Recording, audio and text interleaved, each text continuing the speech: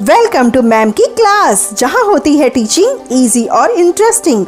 अभी तक हमारे चैनल को सब्सक्राइब नहीं किया तो सब्सक्राइब कर लें और बेल आइकन प्रेस कर लें ताकि हमारी सारी इजी पढ़ाई आपके पास सबसे पहले पहुंचे। अरे चलो, मैम क्लास में आ गई। मान लीजिए आपको 100 पेन का उत्पादन करना है। ये 100 पेन के उत्पादन में आप कहेंगे, मान लीजिए आपने लगा दी पूंजी 2 और लेबर लगा दिया 5 और इसका उत्पादन हो रहा है। लेकिन ये ज़रूरी नहीं कि केवल यही संयोग इसका उत्पादन कर सकता है, मतलब कि 2 पूंजी और 5 लेबर ही इसका उत्पादन कर सकता है। दूसरा भी हो सकता है, हम ये कर सकते हैं कि पूंजी को और कम कर दें, लेबर को थोड़ा सा बढ़ा दें। ये संयोग भी इतने पेन का उत्पादन कर सकता है, ये संयोग भी इतने पेन का उत्पादन कर सकता है। या फिर हम ये कर सकते हैं कि कैपिटल को और ज़्यादा बढ़ा दें और लेबर को थोड़ा कम कर दें। यहाँ पे हमने क्या देखा कि एक उत्पादन जो 100 पेन का उत्पादन है वो कई तरीक़ों से हो सकता है, कई संयोग से हो सकता है। यहाँ आपको थोड़ा याद आ रहा होगा हमारा अंधिमान वक्र, इंडिफरेंस कर्व, जहाँ पे क्या था कि एक संतुष्टि का एक ही स्तर पे हम कई संयोगों से प्राप्त हो रहा था। संतुष्टि का एक स्तर वहाँ होता था और वो कई संयोगों से प्राप्त हो सकता था। तो इसी तरह से यहाँ क्या है, जिस तरह से वहाँ अंधिमान वक्र 2 वस्तुओं के सभी संयोगों को दिखाता था जो उपभोक्ता को समान संतुष्टि करते थे, उसी प्रकार सम उत्पाद वक्र जो है उत्पादन के 2 साधन, मतलब यहाँ ये मान लिया जाता है कि उत्पादन में 2 ही साधन प्रयोग में लाए जा रहे हैं, तो इनके वो कई एक उपभोक्ता के रूप में आपने इंडिफरेंस कर्व में पढ़ा है कि वस्तु 2 वस्तु है तो उसके कई संयोग, आम और केले के संयोग को आपने पढ़ा। और मेरे पिछले वीडियो में भी देखा कि इन 2 संयोगों कई संयोग होते हैं और इनका कंजप्शन हम करते हैं तो कई बिंदु पर जो बिंदु मिलते हैं हमें, वक्र जो होते हैं, उन सारी बिंदुओं पे आपका जो संतुष्टि होती है, आपकी यूटिलिटी होती है, वो एक बराबर होती है और यही होता है हमारा इंडिफरेंस कर्व। ये आपने पढ़ा है। इस इंडिफरेंस कर्व पे किसी भी बिंदु पे आप समान संतुष्टि की स्थिति में होते हैं। अब आप हो गए हैं एक प्रोड्यूसर, यानी कि उत्पादक।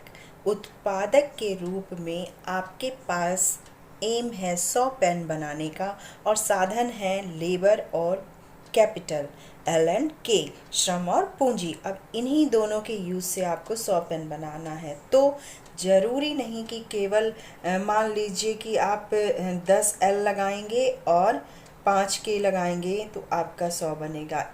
यहाँ जैसे हमारे कई संयोग प्राप्त होते थे संतुष्टि के लिए, उपभोक्ता की संतुष्टि के लिए, इसी तरह एल और के, पूंजी और श्रम के भी कई संयोग प्राप्त होते हैं जो 100 का उत्पादन करते हैं। यानी कि जैसे इंडिफरेंस कर्व में हमने कई संयोगों से एक ही इंडिफरेंस कर्व में देखा कि उपभोक्ता उसी इंडिफरेंस कर्व के कई बिंदु पर समान संतुष्टि प्राप्त करता है, उसी तरीके से एक उत्पादक के रूप में एक उत्पादक जो होता है वह एक कर्व पे कई बिंदुओं पर समान उत्पादन कर सकता है एल और के विभिन्न संयोगों के द्वारा।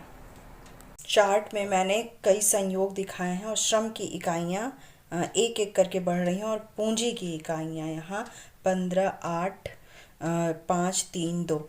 तो ये जो बढ़ा है उसके बीच जो प्रतिस्थापन की दर है, श्रम तथा पूंजी के बीच तकनीकी प्रतिस्थापन की सीमांत दर कहते हैं।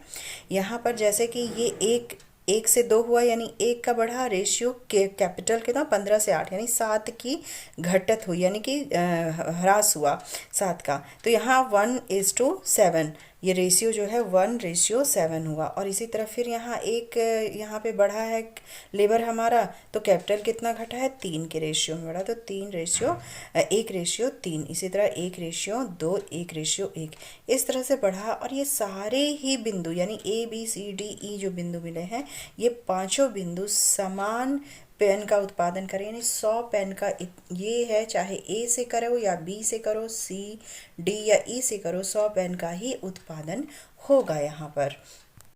यहाँ पर हम ये मान के चलते हैं कि उत्पादन के केवल 2 साधन ही प्रयोग में लाए जा रहे हैं और इनके जो संभावित संयोग हैं उसको यहाँ पर दिखाया गया है, जिससे कि समान उत्पादन प्राप्त होता है। अब देखिए, इन्हीं ये जो इतने सारे बिंदु हैं इनको जोड़ के एक वक्र प्राप्त होता है जिसे सममात्रा या आइसोक्वांट वक्र भी कहते हैं। चूँकि देखिए उत्पादक जो होता है इस सम अग्र वक्र पे, सम उत्पाद वक्र पे आगतों की भिन्न भिन्न मात्राओं को बताता है जिसमें समान निर्गत की प्राप्ति हो सके। इस चार्ट पे आधारित एक ग्राफ जब हम बनाते हैं तो हमें कौन कौन से बिंदु मिलते हैं, जैसे एक एल है, यहाँ पर 15 हमारा पूंजी 15 और एल हमारा 1 है, लेबर 1 और पूंजी 15 है। उसके बाद जब लेबर 2 हो जाता है तो पूंजी हमारी 8 हो जाती है। यहाँ भी बिंदु यहाँ पर मिलेगा, ये यहाँ एक बिंदु मिलता है। उसके बाद जब लेबर हमारा बढ़कर 3 हो जाता है तो पूंजी जो है घटकर 5 हो जाती है। तो यहाँ हमें मिलेगा ये वक्र, ये बिंदु हमें जो मिलेगा वो यहाँ पर मिलेगा कहीं। और जब हमारा L4 होता है तो हमारी जो पूंजी है वो घट के 3 हो जाती है, यानी ये बिंदु हमें कहीं यहाँ प्राप्त होगी।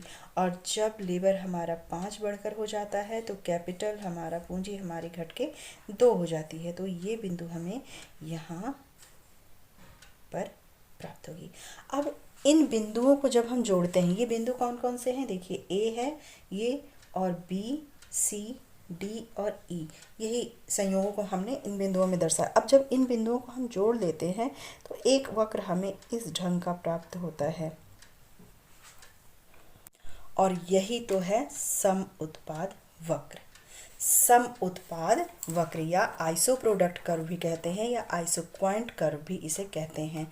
चूंकि एक उत्पादक इस वक्र के किसी भी बिंदु पर A, B, C, D, E पर तटस्थ होता है, इसलिए इसे उत्पादन तटस्थता वक्र भी कहा जाता है।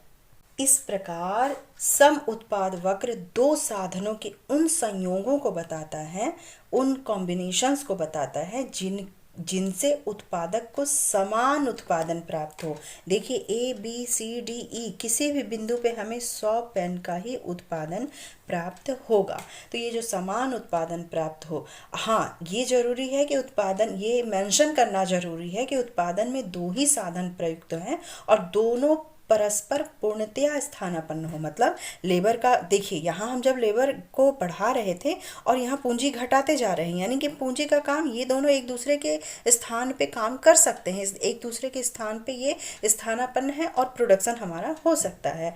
तो यहाँ हम क्या कह सकते हैं कि यदि उत्पादन में दो ही साधन प्रयुक्त हों और दोनों परस्पर पूर्णतया स्थानापन्न हो तो जो सम उत्पाद वक्र है उनमें जो दो साधनों के संयोग बताता है जो उत्पादन को समान उत्पादन प्राप्त कराते हैं।